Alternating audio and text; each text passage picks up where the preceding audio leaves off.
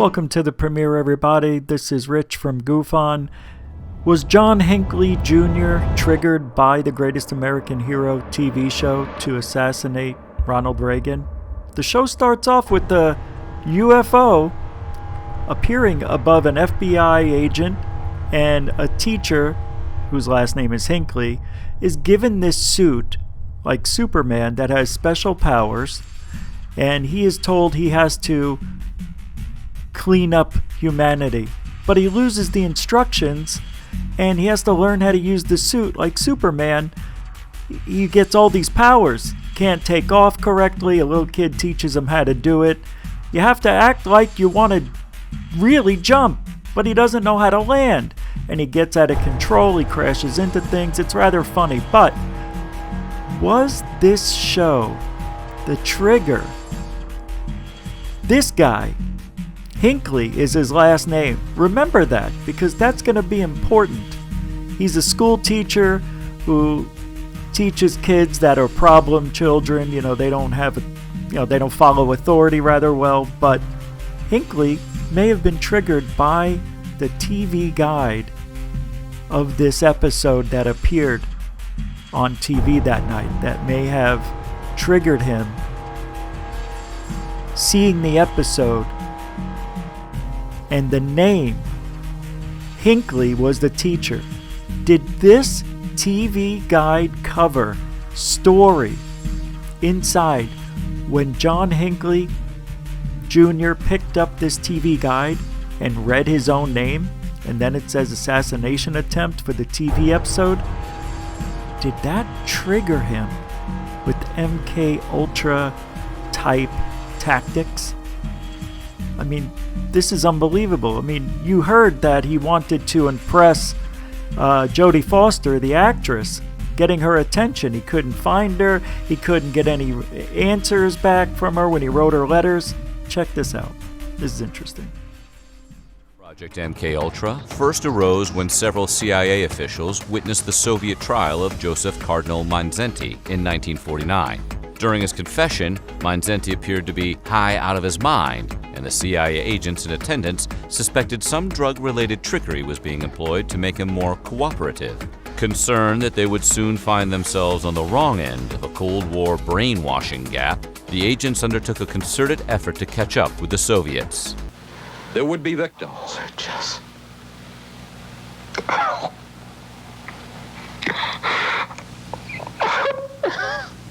One intelligence agency tried to peel this man's mind back to reveal its deepest secrets.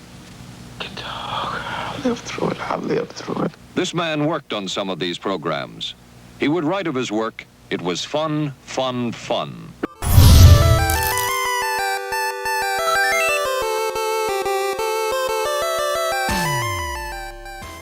I believe the name of the game is called Polybius.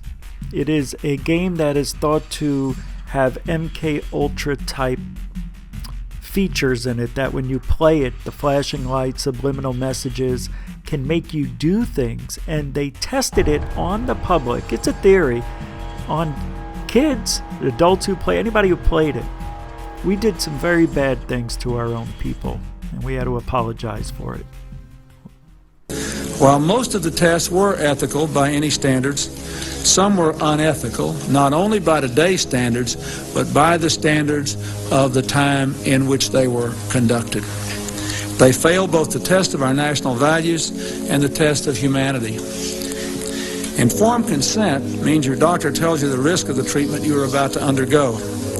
In too many cases, informed consent was withheld.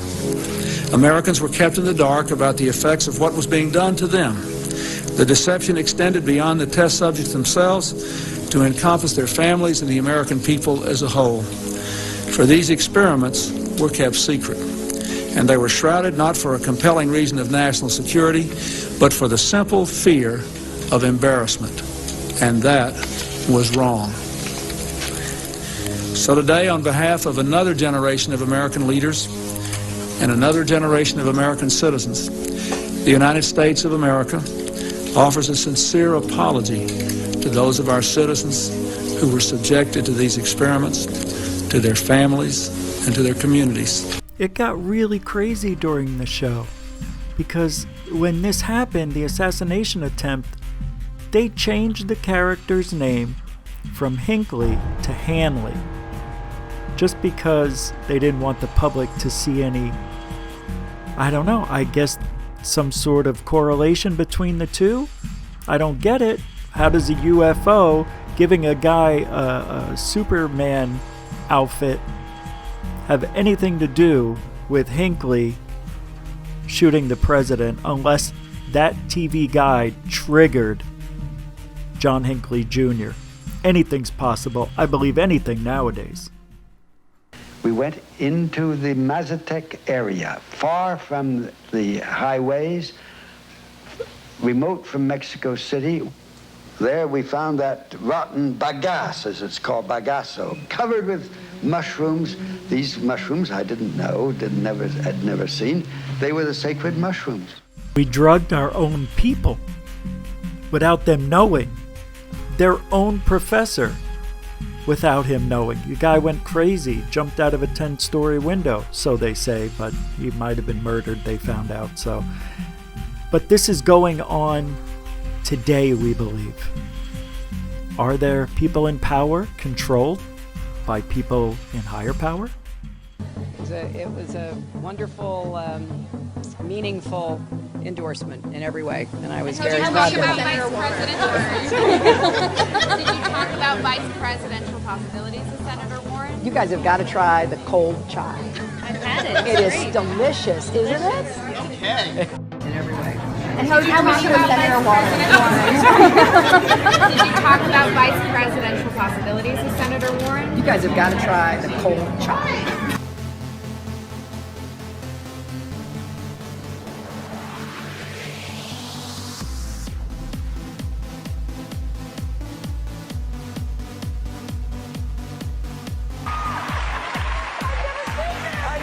We've never seen you behave this way before. I know. Have you ever felt this way? Oprah said she never saw Tom act this way. He says he's in love. Could it be control from MK Ultra? I don't know if they're showing us alien technology here being used with maybe beaming thoughts into people.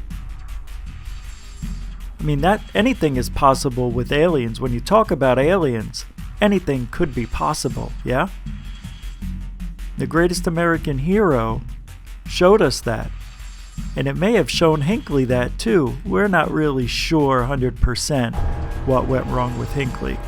It may have been mad love. But it is awfully strange that he is out of prison now and living a regular life at 63, 67 years old now. I don't know, what do you think? MK Ultra or just love? People will do crazy things for love. I get it. But to try to kill the President of the United States just to get someone's attention? Whew. Well, Hinkley's out of prison now. Check this out. 38 years ago today, the President of the United States was shot, and the person who fired the gun today is a free man. March 30, 1981, Ronald Reagan had only been president for 2 months. As he exited the Washington Hilton following a speech, 25-year-old John Hinkley Jr. was waiting with a revolver and fired 6 times. Among the injured, a police officer, Secret Service agent, and Press Secretary James Brady, who was shot in the head and spent the rest of his life in a wheelchair. President Reagan was struck by a bullet that ricocheted off a limousine. It lodged in his chest. He was rushed to the hospital. He ended up recovering. Hinkley was charged with attempted assassination, but to the surprise of many at the time, the jury found him not guilty by reason of insanity. His motive? He was obsessed with then-teen actress Jodi Foster, who'd starred in a movie called Taxi Driver as a prostitute.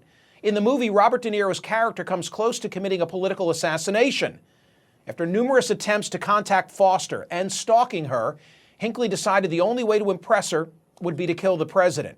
After the verdict, Hinkley was confined to St. Elizabeth's Hospital in Washington, where he remained for more than 34 years. Eventually, doctors determined him to be in complete remission and no longer a threat to himself or to others. In September of 2016, John Hinkley Jr. was released to live with his mother in Williamsburg, Virginia. Today, he's 63 years old. So what's his life like now? Did this TV guide trigger Hinkley Jr. to shoot the President of the United States? This TV show responsible for that? They changed the character's name. Forget it. Well, I hope you decide, love or MK Ultra. I'm Rich Giordano. If you ain't looking up, you ain't looking out, everybody. Have a good night.